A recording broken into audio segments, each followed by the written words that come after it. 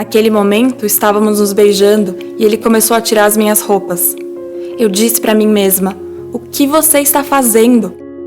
Eu rapidamente pulei e saí correndo. Tudo isso começou no início do meu primeiro ano do ensino médio.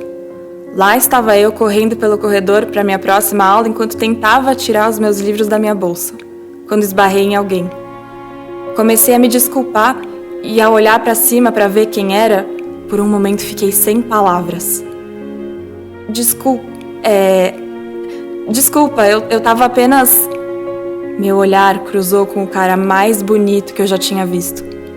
Eu apenas assumi que ele era um recém-formado na escola e tentei me desculpar o mais rápido possível para não atrasar para a aula de biologia. Quando entrei para a aula, suspirei de alívio. Cheguei e meu professor ainda não estava lá. Enquanto eu caminhava em direção ao meu lugar, escutei muita conversa e empolgação sobre esse novo professor. Todos nós ouvimos dizer que esse ano haveria um novo professor de biologia, porque o Sr. Robertson havia se aposentado. Todos nós imaginávamos um homem ou uma mulher de meia idade ou até mais velhos entrando por aquela porta a qualquer momento. Então, aconteceu. A maçaneta girou e a porta se abriu para revelar um cara muito atraente parado na porta, que por coincidência era o mesmo cara que eu tinha esbarrado há pouco tempo no corredor. Começamos então a fazer as perguntas normais que todo mundo faz quando chega um novo professor. Qual é seu nome? Quantos anos você tem? Então, algumas das meninas da sala começaram a fazer perguntas mais pessoais, tipo: você tem esposa, namorada ou filhos? Neste momento, nosso novo professor começou a ficar envergonhado e cada vez mais desconfortável. Ele estava tentando mudar a conversa de volta para um assunto que se sentiria mais confortável. Ele nos disse seu nome, mas não disse quantos anos tinha. Aparentemente, esse foi seu primeiro ano como professor, então achamos que ele devia ser bem jovem. Passaram-se alguns meses dele como professor e eu estava adorando. Quer dizer, ele não era apenas bonito, mas suas aulas também eram muito divertidas. Ele era super prestativo e super amistoso, parecia fora do normal. Além disso, ter um professor mais jovem e mais atraente definitivamente nos mantinha interessadas no que ele tinha para dizer. Depois de um tempo, comecei a perceber que ele ficava me olhando mesmo com a sala de aula lotada. Parecia que toda vez que eu olhava para ele, rapidamente ele desviava o olhar como se estivesse procurando. Não demorou muito e eu notei ele olhando para mim novamente, e dessa vez ele não desviou o olhar. Em vez disso, continuava me olhando com um sorriso. Isso me fez sentir especial e até um pouco lisonjeada, eu acho, porque ele era muito atraente e todas as garotas estavam apaixonadas por ele. Mas isso foi até o dia que, mesmo eu não estar fazendo nada de errado durante a aula, ele me colocou de castigo. Eu fiquei furiosa. Liguei para minha mãe para contar que eu estava com raiva e que eu iria me atrasar porque tinha ficado de castigo. Todo mundo estava saindo no final da aula e eu fiquei sentada na minha mesa, esperando que ele viesse me dizer o que eu havia feito de errado. Eu era a única pessoa que tinha ficado de castigo, o que me irritava ainda mais. Quando a última pessoa saiu, fechando a porta atrás dele, o professor caminhou lentamente até minha mesa, deslizou uma cadeira pelo chão e sentou do outro lado, olhando diretamente para mim. Nesse momento, eu estava esperando que ele me dissesse exatamente o que eu tinha feito para merecer um castigo.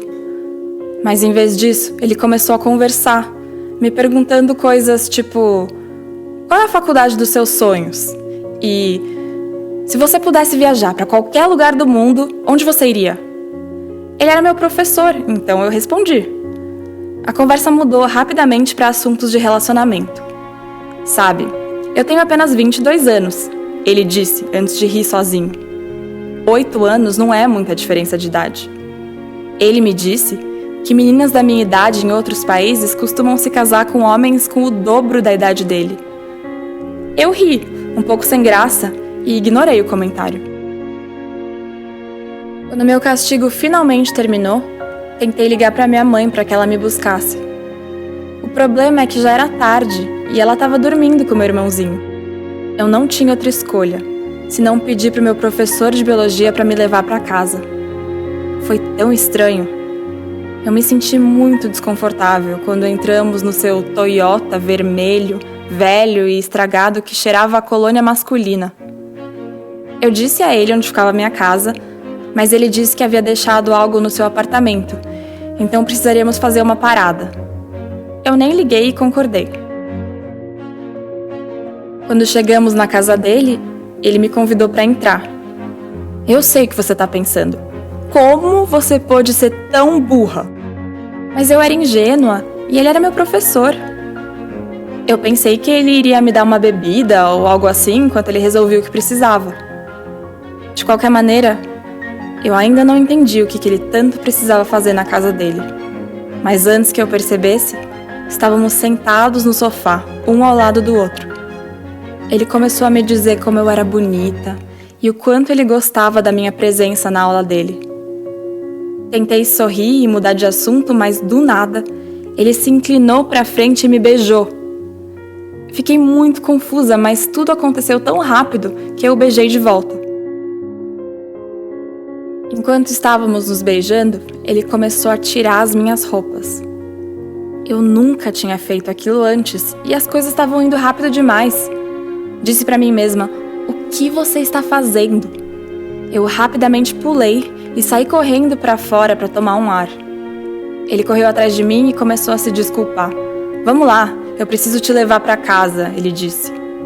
Ele praticamente me empurrou de volta para o seu Toyota vermelho, o que me confundiu ainda mais. Tínhamos acabado de se beijar e agora ele estava tentando se livrar de mim como se nada tivesse acontecido. Durante toda a viagem até a minha casa, ficamos em silêncio, apenas ouvindo o barulho da rua. Naquela noite, deitada na minha cama, eu tentava processar o que tinha acabado de acontecer. Eu estava preocupada com o que as pessoas pensariam de mim se descobrissem. Elas poderiam me odiar ou, pelo menos, me olhar de maneira diferente, pensar que eu estava desesperada. Naquela noite, provavelmente dormi apenas 1 hora, enquanto a minha mente não parava, tentando descobrir o que eu teria que fazer. Eu realmente queria contar para minha mãe, para o diretor ou para a coordenadora, mas e se eles dissessem que foi minha culpa? Por que eu não tentei pará-lo? E se a culpa fosse minha? E se eu falasse alguma coisa que poderia arruinar a carreira do meu professor? Eu realmente não queria viver com esse peso sobre mim. No dia seguinte, decidi que ia procurar a minha coordenadora. Eu precisava dizer a ela que eu queria abandonar minha aula de biologia. Ela me perguntou o porquê, mas eu não queria contar a verdade. Não consegui. Apenas menti e disse que não me interessava pela matéria. Eu fiquei muito tempo me sentindo confusa e me questionando. Eu estava errada em pegar uma carona com ele naquela noite? Talvez eu não deveria ter beijado ele de volta? Às vezes me sinto paranoica pensando que outras pessoas sabem de algo e nervosa com o que aconteceria se descobrissem.